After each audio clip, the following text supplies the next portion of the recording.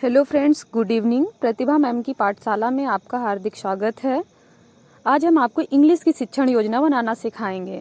हमने कक्षा 3 की शिक्षण योजना बनाई हुई है इंग्लिश विषय की। हमारा टॉपिक है अर्ली टू बेड।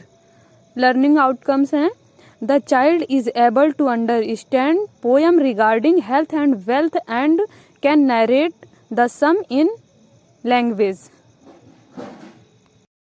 और हमारा TLM है टेक्स्ट बुक और वर्कबुक ETC।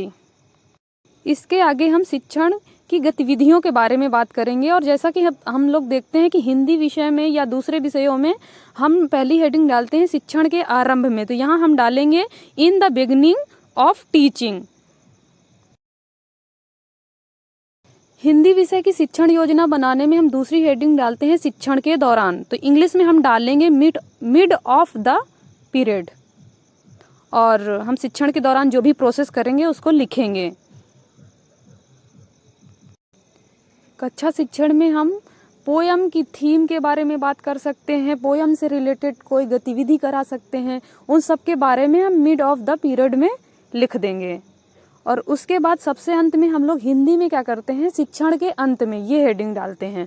तो इंग्लिश में हम लिखेंगे एक्सप्लेनेशन इन हिंदी, यानी हमने जो इंग्लिश की पोयम बच्चों को पढ़ाया उसको हिंदी में उसका अर्थ बताएंगे।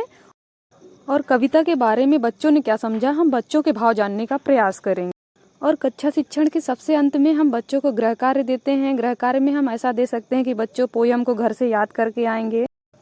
सबसे अंत में हम शिक्षक की आगामी योजना के बारे में लिखकर शिक्षण प्लान को ख़त्म करते हैं। शिक्षण योजना हमारी ख़त्म होती है। और दोस्तों, ऐसे ही पाठ योजना या शिक्षण योजना देखने के लिए आप मेरे चैनल पर बने रहिए। आपको कोई भी शिक्षण योजना की आवश्यकता है तो आप कमेंट बॉक्स में मुझे बता सकते हैं। धन्यवाद।